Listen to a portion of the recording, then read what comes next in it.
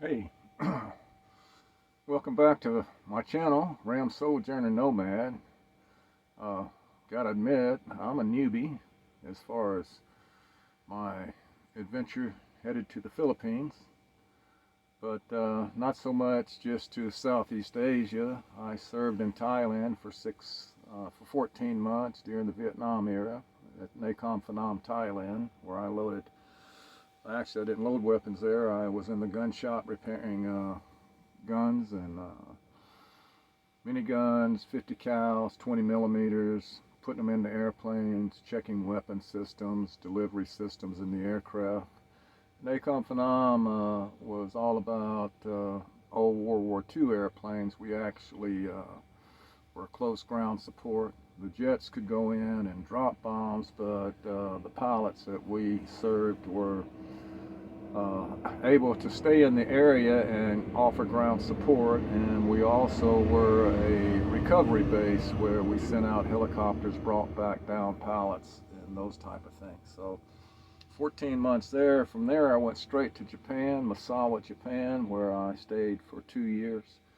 While I was there, we would go TDY, temporary duty, into South Korea, where I served at Kunsan Air Force Base and Daegu Air Force Base. One was conventional weapons, and the other was nuclear weapons. So I was exposed to both of those, and we would serve 30 days at one, go back to Japan. Well, actually 29 days. They didn't want to pay us extended pay for serving in a different arena. So 14 months in Thailand, 2 years in Japan, and then as a missionary I went into Cambodia for 14 days, not long, but went there to do medical drops to the different villages throughout different portions of Cambodia. But with that said, so I have been and have traveled to Southeast Asia and fell in love with the countries. When I came out of Thailand, they actually offered me orders to the Philippines, which I refused because I was going back to the U.S. To get married. And so anyway, with that, I have traveled to Southeast Asia. Like I said, fell in love with the culture and everything, and so I refused those orders to the Philippines. But now, as I look back, I wish I would have taken them. But that's all past history. What I'm doing now is I've headed to the Philippines. I've been waiting for the COVID restrictions to end because I'm unvaccinated. I don't believe, not that I don't believe in vaccinations, I just didn't feel the COVID vaccination had enough testing and trial for to be forced upon people, and then so I believe in the natural immunity that is God given to us, and so far it's served me well. I've never had a flu shot, and I haven't had the COVID shot, and to my knowledge I've never had either one of them. I'm in really good health for an old guy, but I've got a couple of last things to do before I head to the Philippines. One of them is my last doctor's visit to check my health out and see if there's anything I should be taking care of. In preparation, as I said in my past videos, I have a friend there who is going to be my housekeeper, and her phone, she's from one of the poor, she's a poor person, and her phone broke, and that's how we were communicating. And so I decided to send her and myself a phone for my use when I got there, because listening to different bloggers, I decided to get some phones that had the two ports for the SIM cards, and decided that we needed our communication. So with that, I bought two phones off of Amazon and had them sent to my friend in the Philippines. And when you buy from Amazon and you ship, you do a deposit for the import fees and the taxes and those type of things, and so those were all taken care of. So off went the phones, and thinking, okay, we'll have communication here. But they hit customs, and when they hit customs, I've been trying now, after I think it's been a little over about 8 days, trying to get the phones cleared through customs. I've been emailing because I have no way to call. I don't have an international phone, so I couldn't call the contact that I had through UPS to send what they were requesting from me to get 2 phones with a value less than $400 through customs. And they're still in customs. They're still locked behind customs. And I'm trying now to get those phones cleared so my contact there will have a phone that I can communicate when I hit there, and we'll be able to, you know, do the things that we need to do so that we can be met at the airport and be able to communicate the expectations that we have for each other as a caregiver. So with that, I'm still in the process, or I don't even call it a process anymore. I've sent emails. Finally, I was able to hopefully get the phones cleared, but they're still held at customs, and they haven't been delivered out yet.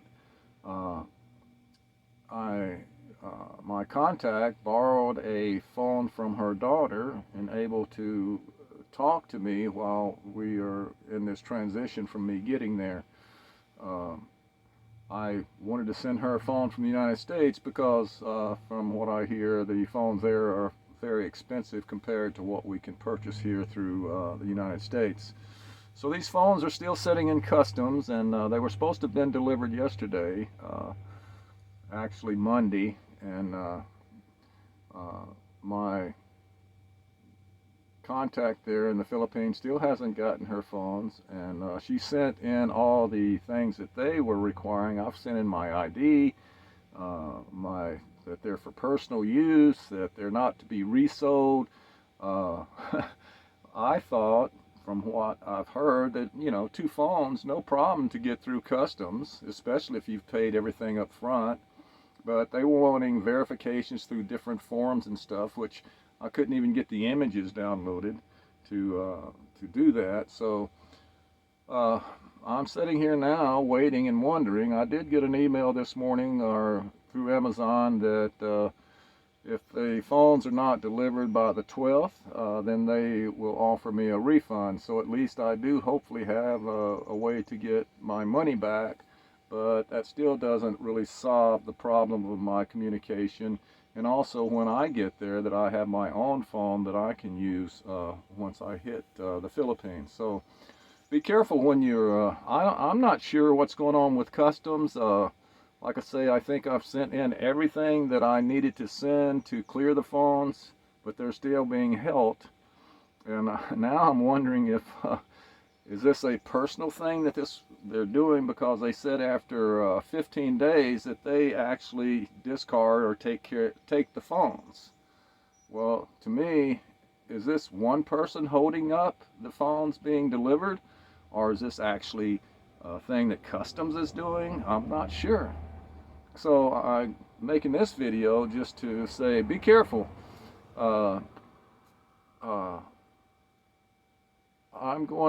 This was my first time to try to ship anything to her, and I wanted to do a trial run just to see if I could start sending my personal belongings and those type of things ahead of time so that I would have them there when I got to the Philippines.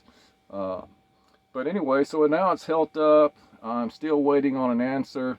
The phones were supposed to have been delivered, like I said, Monday. They still haven't arrived. Waiting a few more days. Hopefully they do show up. I'll keep you updated. The other thing I'd like to talk about is subscribers. I think I have 3.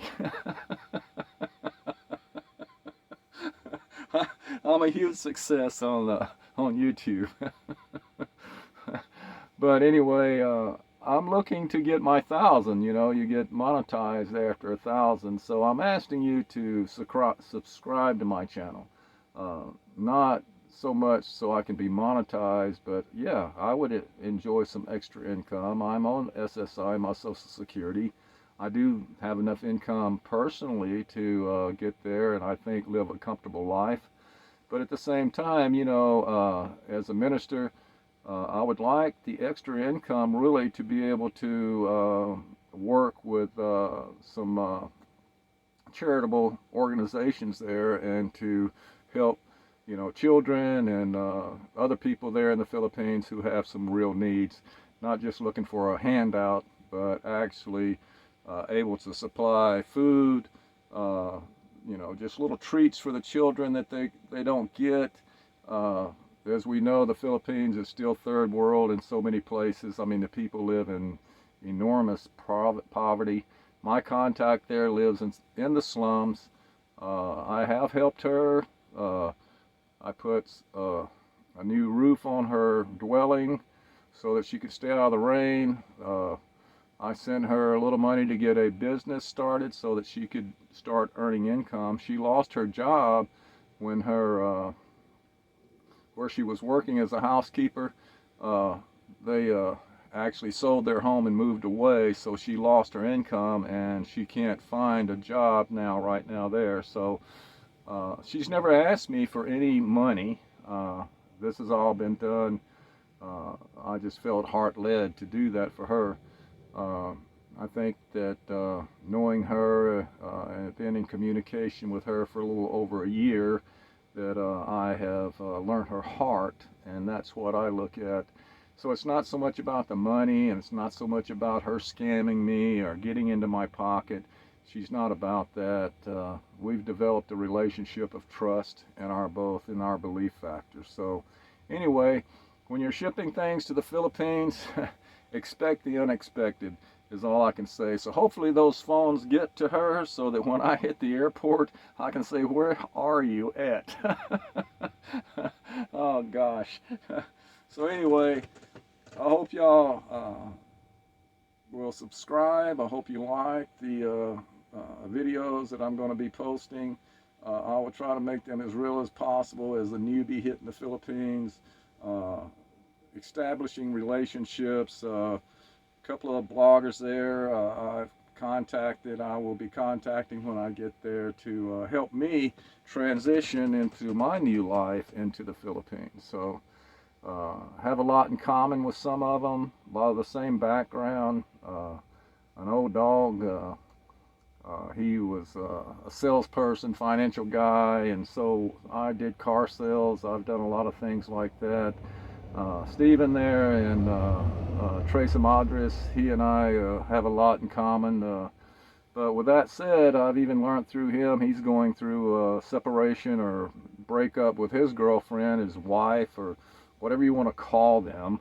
But me, my friend that I have made there is a relationship that you'll meet her as I progress down the line here. I think you'll love her as much as I do. Not because of any sex or anything like that, but because she's got a heart of gold. So this is Ram. Hope y'all enjoy my videos as I go forward. Stay tuned.